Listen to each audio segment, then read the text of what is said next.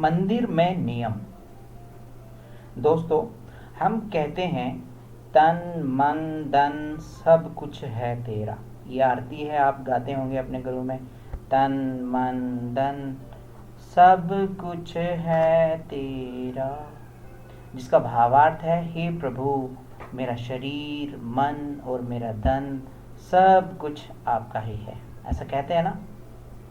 तो आज की जो वीडियो है, हम इसी शरीर मन और मेरा धन के ऊपर आधारित रखकर मंदिर के नियमों को जानेंगे। ठीक है, तो चलिए बढ़ते हैं और जानते हैं फटाफट कि मंदिर में कौन कौन से नियम हैं जो हम सभी को पता होने चाहिए। मंदिर एक ऐसा स्थान है जो भगवान का घर माना जाता है। वैसे तो ईश्वर कण कण में है, लेकिन मानव ने उसे अपनी तरह साकार रूप देकर मूर्ति के रूप में अपने से भी विशेष घर में, जिसे मंदिर कहते हैं, वहां बैठाया हुआ है। ऐसा होता है कि हम घर में भी भगवान को रखते हैं, लेकिन घर से भी उत्तम स्थान मानते हैं किसको? मंदिर को। यहाँ पर हम भगवान के एक मूर्ति को बैठा देते हैं। वहाँ पर जाकर के हमें बहुत शांति प्राप्त होती है। और मंदिर छोटा बड़ा पुराना नया ऐसे विचारों से परे केवल और केवल मंदिर होता है। तो आइए हम इस वीडियो में जानते हैं कि मंदिर जाने पर हमें कौन से नियम अपनाने चाहिए, कौन कौन से नियम हमें मंदिर में जाकर के अपना लेने चाहिए। ठीक है, तो जब भी घर से मंदिर जाएं, सबसे पहले माता पिता तथा परिवार से अनुमति जरूर लें। जब भी हम मंदिर जाते हैं तो सबसे पहले माता पिता और अपनी फैमिली से परमिशन लें, क्या हम मंदिर जा सकते हैं। ऐसा ना हो कि माता पिता पीछे बीमार हों और आप मंदिर में चले जाएं। इसलिए ये एक पहला नियम है। दूसरा ये है कि घर से निकलते वक्त मन में ऐसा विचार करें जैसे हम किसी रिश्तेदार के घर जा रहे हैं। तो कुछ गिफ्ट, कोई भी वस्तु प्रभु जी के लिए साथ रख लें।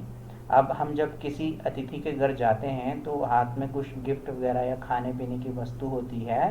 वैसे ही भगवान के लिए भी ऐसा भाव रखकर कोई वस्तु जो है वो साथ में ले लें। यदि मंदिर के आसपास ही आपका घर है तो आप मंदिर तक पैदल ही जाएं। ठीक है, ऐसा होता है कि कई बार मंदिर 1 किलोमीटर या 2 किलोमीटर के अंदर होता है और हमारे पास गाड़ी रहती है और हम गाड़ी में बैठते हैं और मंदिर चले जाते हैं। ऐसा नहीं, अगर मंदिर पास में है ना तो आप वॉक करते हुए पैदल वहाँ पर जाएं, क्योंकि हमने कहा है तन मन धन। यहाँ पर तन जो है वो आपका प्रयोग हो रहा है और आप भगवान को ही अर्पण कर रहे हैं। तो अब हम बात करते हैं मंदिर के गेट के अंदर जाने के नियम। मंदिर के गेट के अंदर हम कैसे एंट्री लें, उसके कुछ नियम होने चाहिए, है ना। और नियम हैं भी कुछ साधारण नियम हैं जो आपको पहले से पता होंगे। आपको लग रहा होगा कि ये तो हमें पहले ही पता है, लेकिन फिर भी हम उनका जो है पूरा ध्यान नहीं रखते। तो मैं यहाँ आपको रिमाइंड करवाने के लिए आया हूँ कि आपको इन सब नियमों को साथ में लेके चलना है। जैसे आपके कपड़े कोई भी हों, जरूरी नहीं है धोती हो, कोई भी कपड़े हों, साफ सुथरे हों। ऐसे कपड़े ज़्यादा पवित्र होते हैं जो लैट्रिन बाथरूम में प्रयोग ना हुए हों। ऐसे कपड़े हम जिनको लैट्रिन बाथरूम में इस्तेमाल नहीं करते, ऐसे कपड़े बहुत अच्छे होते हैं। उन्हीं कपड़ों को पहन के मंदिर के अंदर प्रवेश करना चाहिए। अब दूसरा, मंदिर प्रवेश से पहले अपने जूते उतार लें। ठीक है, जितना हो सके उतना दूर, हो सके तो घर में ही उतार के जाएं। इसलिए मंदिर के अंदर जूते नहीं ले जाने। चमड़े की कोई भी वस्तु मंदिर के अंदर ना ले जाएं, क्योंकि वो किसी मरे हुए जानवर की होती है। अब मरे हुए जानवर की चमड़ी हम अपने साथ में लेके मंदिर के अंदर जा रहे हैं तो ये अच्छी बात नहीं है। तो कभी भी ऐसी कोई वस्तु मंदिर के अंदर नहीं ले जानी चाहिए। हाथ धोकर और मुंह भी धोकर कुल्ला करके मंदिर में प्रवेश करें। हाथ धोइए सबसे पहले और मुंह में पानी भर के कुल्ला करिए, फिर मंदिर में जाइए। स्नान किया होना चाहिए, ये भी नियम है। मंदिर के अंदर जाकर शरीर पर किसी स्थान की खुजली ना करें। कुछ लोगों को आदत होती है कभी कान खुजलाते हैं, कभी नाक खुजलाते हैं, तो ऐसी खुजली ना करें और ना ही होंठों और मुंह में उंगली डालें। कुछ लोग मुंह में भी उंगली डालते हैं, तो ऐसा ना करें। ये मंदिर के नियमों में आते ही हैं ये सारी बातें।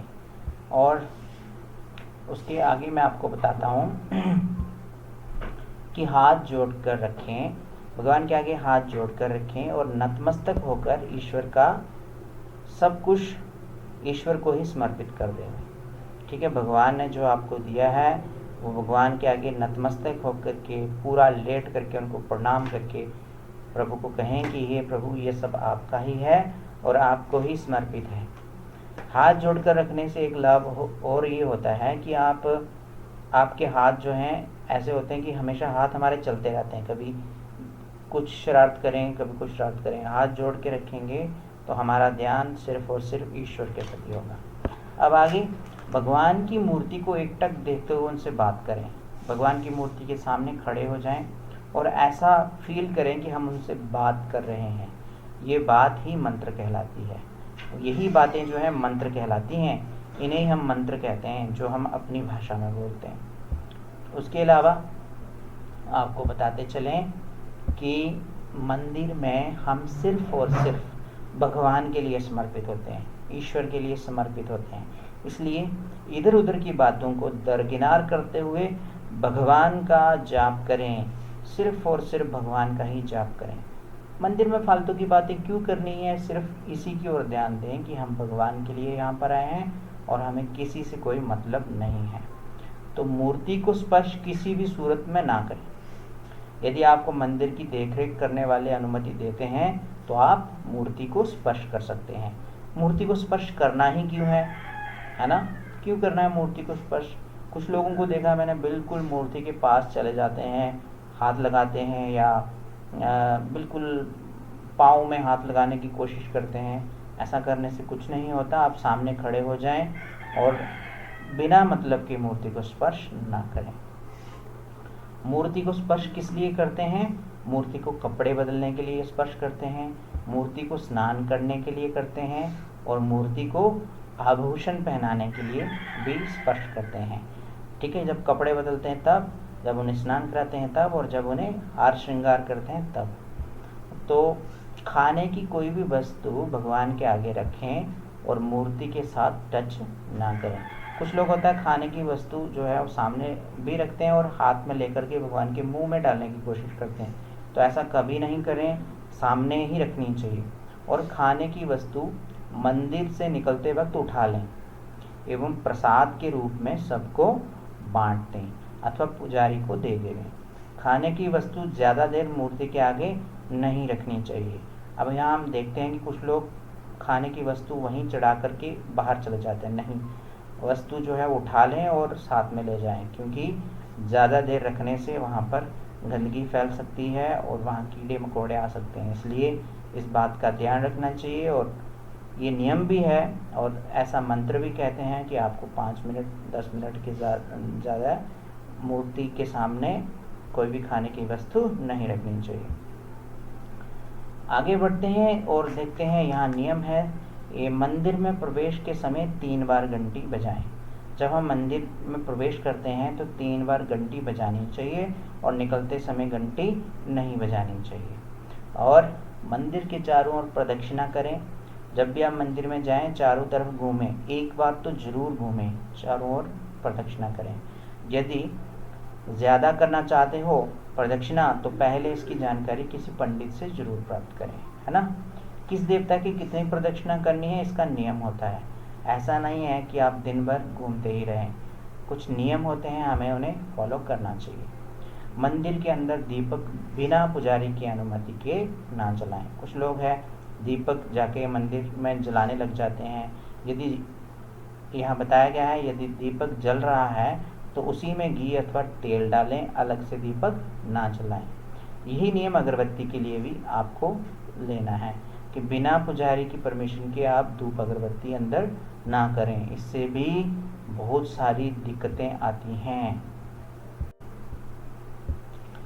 तो इस तरह से हमने इन सब नियमों का पालन करना है। और आगे बढ़ते हैं, फूल आराम से भगवान का ध्यान करते हुए चढ़ाएं।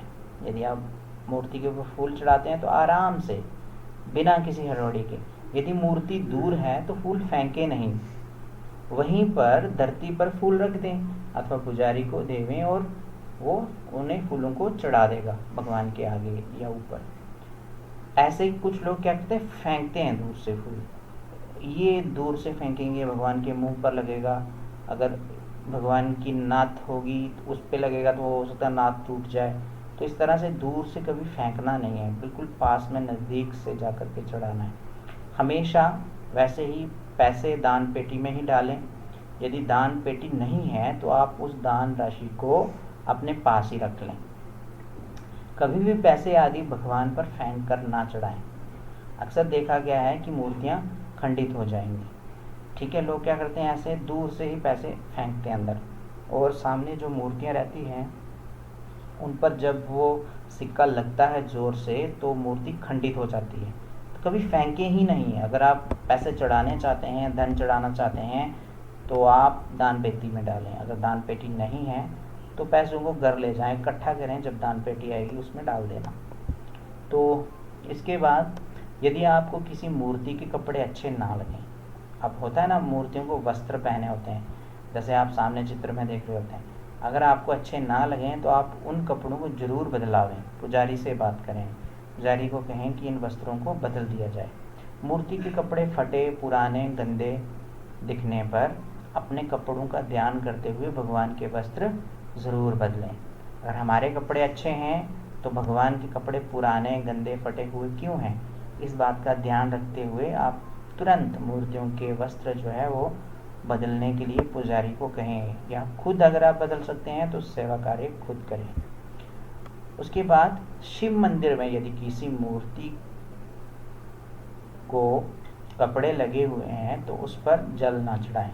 शिव मंदिर में लोग जल चढ़ाने जाते हैं, लेकिन कई बार वहाँ पर ऐसी मूर्तियाँ होती हैं जिनको वस्त्र होते हैं, जिनके ऊपर वस्त्र चढ़े होते हैं, उनको कभी भी जल ना चढ़ाएं। उससे क्या होता है कि वस्त्र गीले रह जाते हैं और उससे मूर्तियाँ खराब हो जाती हैं।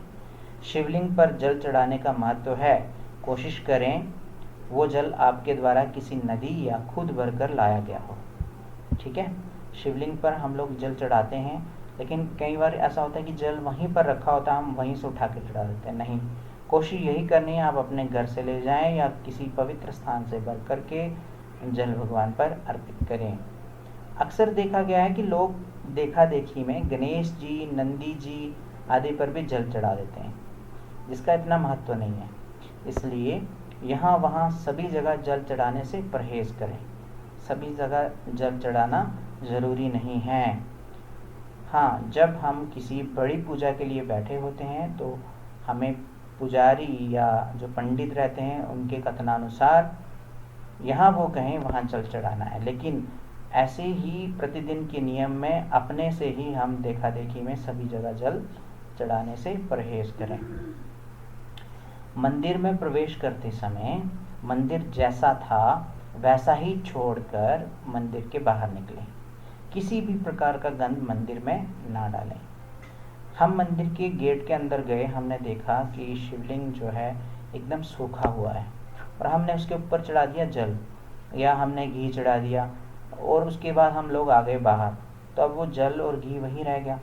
तो ऐसी स्थिति में आपने क्या करना है, जैसा आपको शिवलिंग मिला था वैसा ही छोड़ करके बाहर निकलना है। जल चढ़ाइए, जो भी चढ़ाना चढ़ाइए, लेकिन उसके बाद उसको अच्छे से पोंछा लगा करके, अच्छे से कपड़े से साफ करके वैसा मंदिर छोड़ करके मंदिर से बाहर आए। ये कोई भी मंदिर हो सकता है। कई बार होता है माता जी के मंदिर में हम नारियल फोड़ते हैं, फोड़ के वहीं फेंक के निकल आते हैं। हमें ऐसा नहीं करना है। मंदिर में सफाई का सबसे अधिक ध्यान रखें, वैसे ही जैसे आप अपने घर में रखते हैं। मंदिर की दीवारें ध्यान से देखें, फर्श देखें। यदि आपको मकड़ी के जाल और गंदगी दिखे तो खुद ही उसे साफ करें। यही सबसे बड़ी पूजा होगी, तो यही सबसे बड़ी सेवा भी होगी।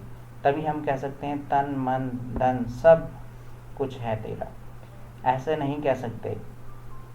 ठीक है, तो आप फर्श देखें गंदा लगे तो पोंछा लगाएं, छत देखें अगर मकड़ी के जाले दिखें तो उन्हें साफ करें, और भी कहीं पर भी गंदगी दिखे तो उसे तुरंत साफ करें। ये हमारा पहला नियम जरूर होना ही चाहिए। और मंदिर में झाड़ू पोछा लगाने का सबसे ज़्यादा महत्व है, ज़रूर लगाएं और दूसरों को भी प्रेरित करें। इसमें अपने आप को छोटा बड़ा ना मानते हुए इस सेवा कार्य को भी जरूर करें। मंदिर की किसी भी वस्तु को टच ना करें। यदि टच करना जरूरी है तो आप मंदिर कमेटी से पूछ कर करें। मंदिर की किसी भी वस्तु को टच हमें नहीं करना चाहिए। यदि टच करना आप जरूरी समझते हैं तो आप मंदिर कमेटी से पूछकर उसे टच कर सकते हैं।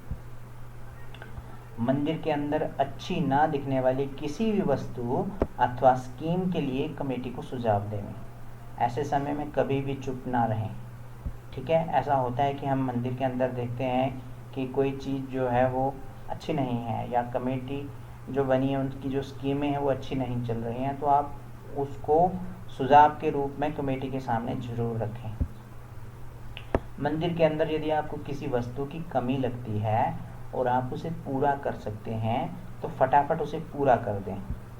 उदाहरण के लिए आप मंदिर के अंदर गए और आपको वहाँ पर रोशनी नहीं दिखी, बल्ब खराब है, तो आपके पास इतने पैसे भी हैं और आप फटाफट उस बल्ब को मंगवाएं और मंदिर के अंदर लगवा दें।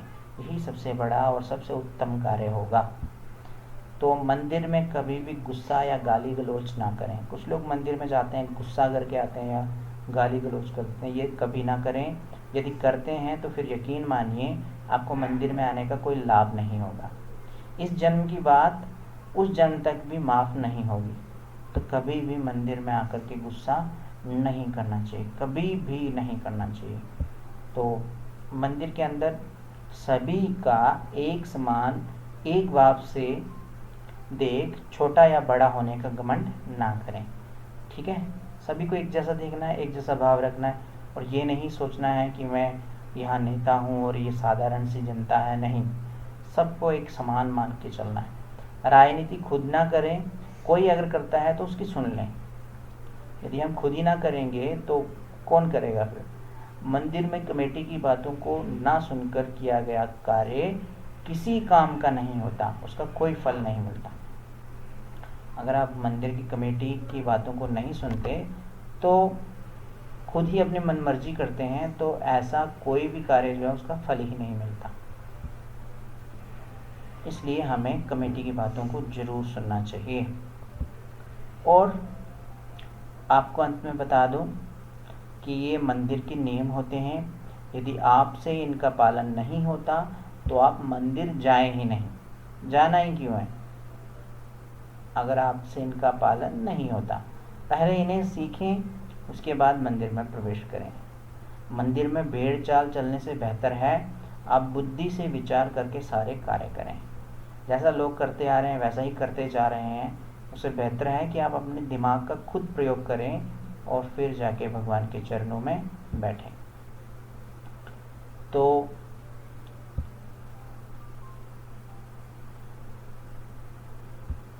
ये थी हमारी वीडियो, छोटी सी वीडियो है, ज़रूर आपने इसको देखा होगा और मैं विश्वास जताता हूँ कि आप इस वीडियो को देखने के बाद इस वीडियो को औरों तक भी पहुँचाएंगे।